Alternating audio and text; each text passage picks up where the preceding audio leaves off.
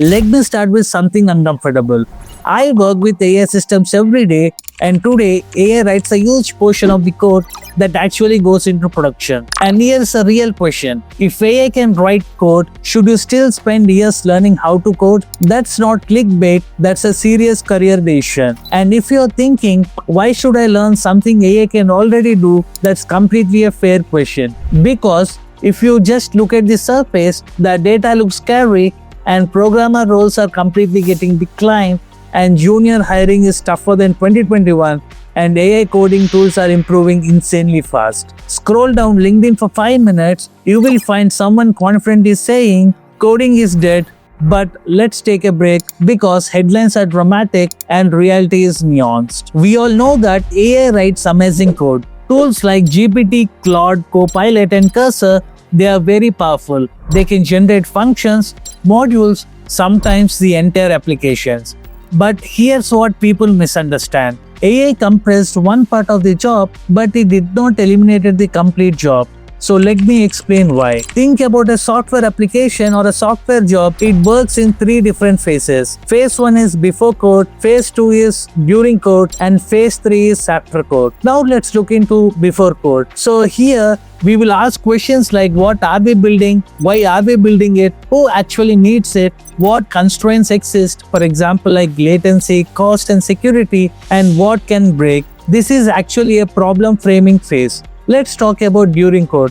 So during code, what exactly we do? We write functions, modules, tests, and these all things will cover under during code. And let's talk about after code. After code means after development, what exactly we do? We do something like deployment, monitoring, scaling, incident response, compliance, communication, and accountability. Now let's notice something important. AI dramatically accelerated phase 2, but it didn't delete phase 1 and it absolutely didn't delete phase 3, and in fact it made them more important. Because nowadays anyone can generate code, but not everyone can design the right system, not everyone can debug the production failures, and not everyone can explain the architectural trade-off.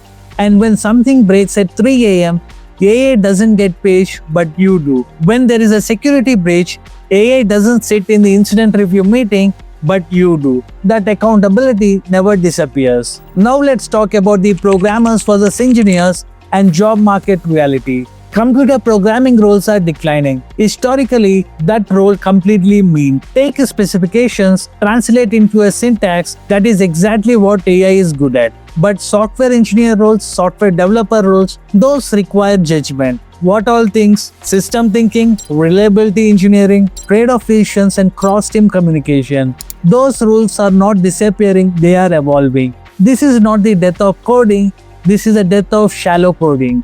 Here's what most people make a mistake. They think coding equals to typing. Typing is not a skill, but understanding is the skill. You don't learn coding to type semicolons manually, you learn coding so you can do like reading logs, understanding stack traces, debug failures, audit AI-generated code, reason about data flow, recognize security issues, and evaluate architecture. Without this foundation, you are just vibe coding demos, and demos are not actually a production systems, and production systems have real users where it involves real data, real money, and real legal risk. Responsibility cannot be outsourced. AI is like an amplifier. Even if AI improves 10 times, even if AI writes 95% of the code, you still need humans who can answer, is this correct? Is this safe? Is this scalable? Or is this compliant? AI is like an amplifier. If you are strong, it makes you faster. And if you are weak, it makes you completely weaker. Stronger teams are getting stronger and weaker teams are shipping faster disasters. If you clearly observe, we are using the same tools, but the outcomes are completely different, and the main difference is human judgment. Now you might ask me, what about juniors? Is it impossible now? It is completely harder? Yes, but the bar has been completely shifted. It didn't vanish. If you are learning code in 2026, learn differently. Now let me say how to learn coding in 2026. Step 1. Foundations. Pick any one language, for example like Java, Python, or JavaScript. Understand the complete data structures, APIs, databases, authentication, how to test the product, and how to debug the product.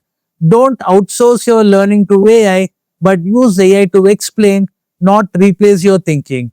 If you can't read code and explain it, and you are not ready yet. And the next step is learn to work with AI. Structure prompts clearly, define constraints, generate tests, review output critically, make small changes, don't trust AI blindly, and be the reviewer.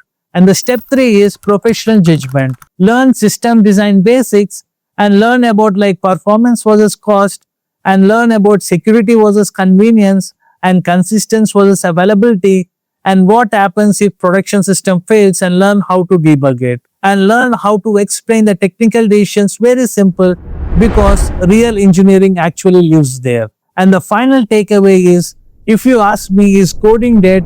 I will say no. But the point is, blind coding is dying and shallow execution is dying, but system thinking, engineering judgment, and technical literacy, they are becoming more valuable. We have seen this before. When Fortran came, it didn't eliminate programmers. When high-level languages came, it also didn't eliminate engineers.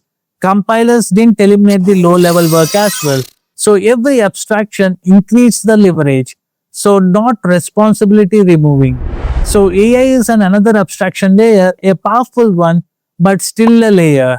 So if you are asking, is it too late to learn coding? No. But don't learn it like it's 2015, but learn it like it's in 2026. Learn to think, learn to evaluate, and learn to design. Let AI handle the typing and you handle the thinking. So that's the future. That's all for today's video. Let's catch you up in the next video. This is Raven signing off. Jai Hind.